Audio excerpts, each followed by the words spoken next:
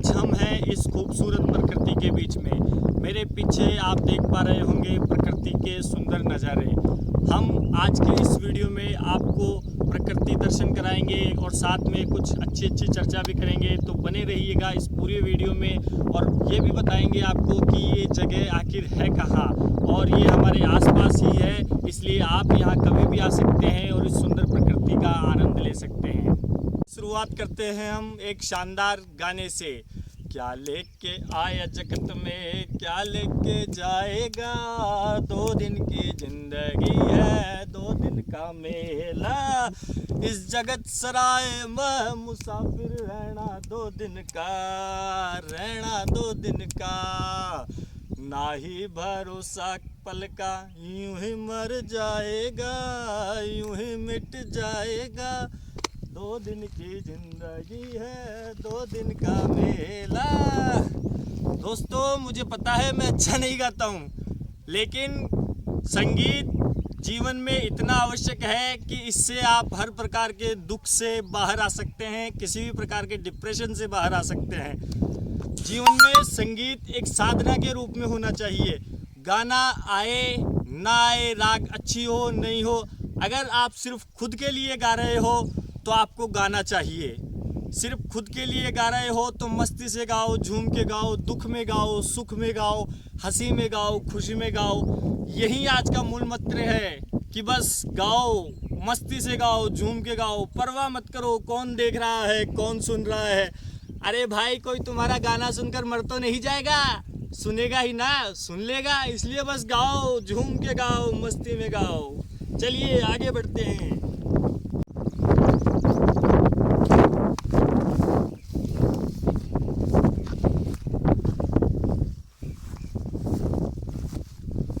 दोस्तों, इस शानदार प्रकृति का नजारे का मजा लीजिए।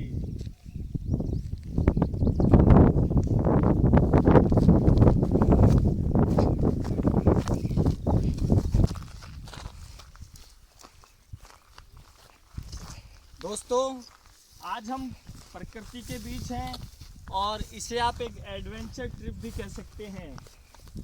आजकल दोस्तों क्या होता है, युवाओं में एडवेंचर शब्द का बहुत क्रेज है। मतलब जो युवा एडवेंचर लवर नहीं होते, उनको उनके दोस्त और साथी युवा ही नहीं समझते हैं।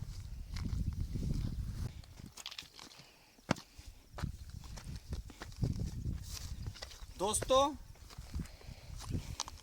आप सुन रहे हैं,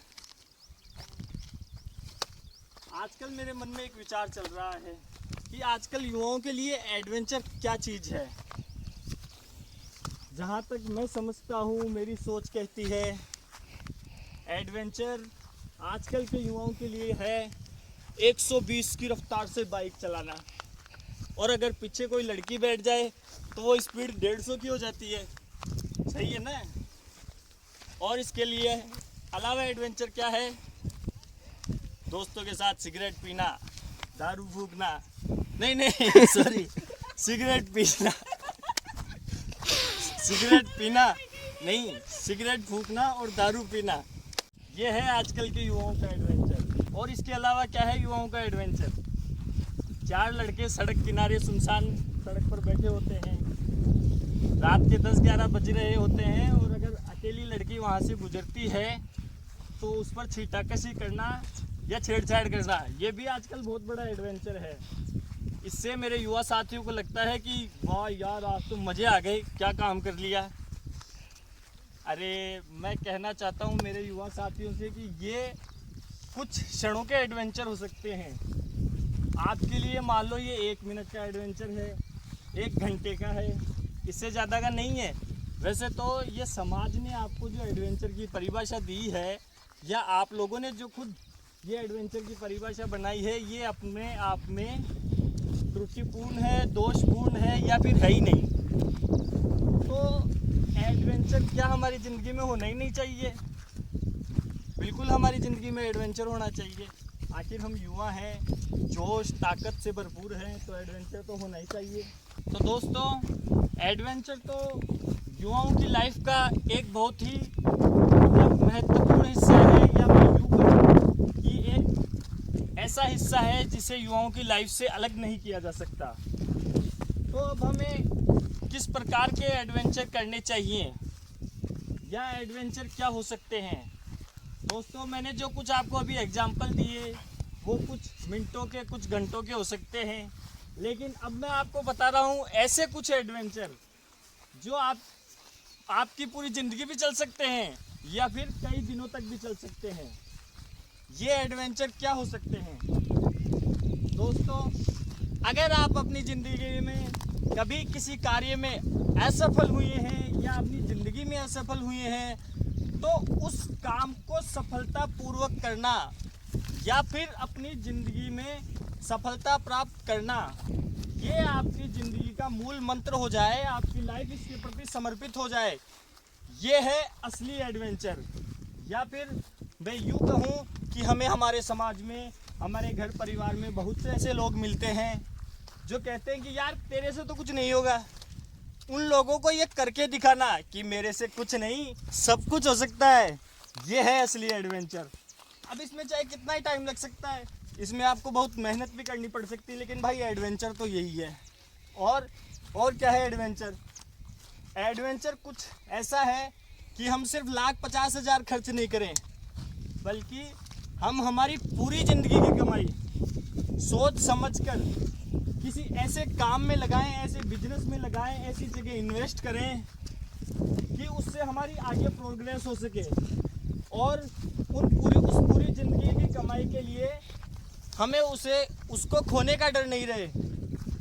ये है एडवेंचर कि आप अपनी पूरी ज़िंदगी की कमाई कहीं जाके लगा रहे हो। हालांकि सोच समझ के लगा देना भाई, ऐसे मत लगा देना कि पैसा डूब जाए, सट्टे में लगा दो।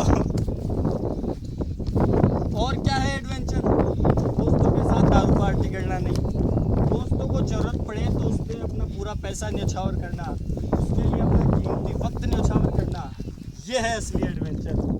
और कोई लड़की अकेली मिल जाए तो उसका फ़ायदा उठाना नहीं, बल्कि उसकी मदद करना, ये है असली एडवेंचर। अब दोस्तों, चुनाव तो आपको ही करना है कि आपको कोई फर्जी एडवेंचर चुनने हैं या फिर असली एडवेंचर चुनना है। तो एडवेंचर की परिभाषा बदलो भाई लोगों, ऐसे काम नहीं चलेगा। चलिए आगे बढ़ते हैं, आ जाए मेरे साथ साथ, आइए। पॉज कर दे,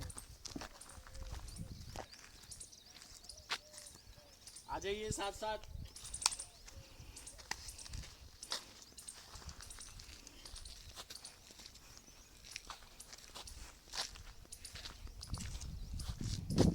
ये आप देख रहे हैं, ये छोटा सा तालाब है। यहाँ आसपास के जानवर हो सकता है यहाँ आके पानी पीते हो।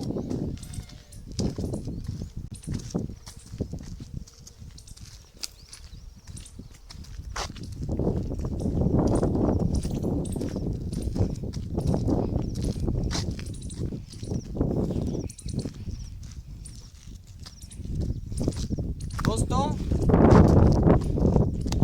आप मुझे कमेंट बॉक्स में कमेंट करके भी बताना कि आपको आज का ये प्रकृति दर्शन कैसा लगा, और आज की हमारी चर्चा आपको पसंद आई या पसंद नहीं आई। अच्छी लगे तो भी कमेंट करना, बुरी लगे तो भी कमेंट करना। और हाँ, ये जो एडवेंचर के बारे में अपन ने जो बात की है, उसके बारे में थोड़ा बहुत विचार ज़रूर करना। दोस्तों, ये प्रकृति के नज़ारे आप देखिए, क्या शानदार प्रकृति है, और ये हमें कितनी सुलभ है। हमें प्रकृति सब कुछ देती है, बिना मांगे देती है। इसलिए हमें इसकी सुरक्षा के लिए या प्रकृति संरक्षण के लिए कुछ ना कुछ ज़रूर करना चाहिए। जो भी हमसे बन पड़े हमें करना चाहिए। दोस्तों, एक बात और मेरे ध्यान में आ रही है। अब हम प्रकृति दर्शन करते हुए चर्चा ही कर रहे हैं, तो बात कर ही लेते हैं। ये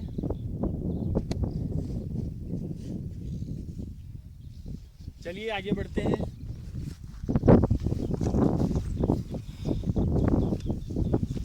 दोस्तों, रामायण आपने पढ़ी होगी, नहीं पढ़ी है तो रामायण सीरियल देखा होगा। रामायण सीरियल अगर आपने नहीं देखा है तो राम और लक्ष्मण सीता जी के बारे में तो सुना ही होगा। दोस्तों ये शानदार प्रकृति के नज़ारे देखिए, आपका मन प्रसन्न हो जाएगा ये देख के। इतनी सुंदर प्रकृति है और प्रकृति में किसी प्रकार का मेकअप नहीं होता है, ये अपने आप में बहुत सुंदर होती है। अगर इंसान भी प्रकृति की तरह बिना किसी मेकअप के, बिना किसी छल कपट के अपने ओरिजिनल रूप में रहे तो वो कितना सुंदर लग सकता है, ये प्रकृति हमें बताती है।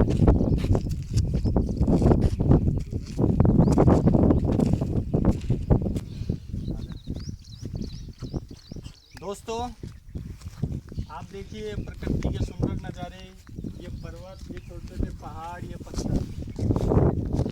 हमारी चर्चा को हम आगे बढ़ाते हैं। दोस्तों आपने रामायण तो देखी होगी, नाम ही सुना होगा, तो आप तुलसीदास जी के बारे में भी जानते होंगे। उन्होंने रामचरितमानस से लिखी है।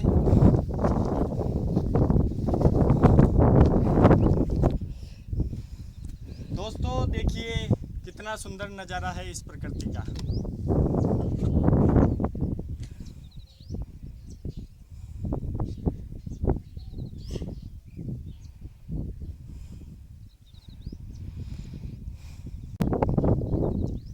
रामायण में दोस्तों तुलसीदास जी ने हमें एक लिखित प्रमाण दिया है। किस बात का लिखित प्रमाण दिया है? कि हम जो चाहें वो हमें मिल सकता है। क्या? हम जो चाहें वो हमें मिल सकता है। इस बात का प्रमाण तुलसीदास जी ने रामायण रामचरितमानस में हमें दिया है और लिखित प्रमाण दिया है। और वो प्रमाण क्या है ये मैं अभी आपको बताने वाला हूँ, लेकिन आपको प्रकृति दर्शन कराना भी जरूरी है, इसलिए चलते चलते इस बारे में बात करेंगे। चलो। तो रामायण में तुलसीदास जी ने हमें लिखित प्रमाण दिया है। तुलसीदास जी कहते हैं, जेहि के जेहि पर सत्य सनेहु, सो तेहि मिले ही न कछु संदेहु। क्या कहते हैं?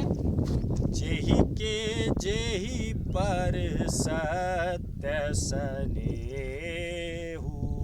सो तेहि मिले ही न कछु संदेहु।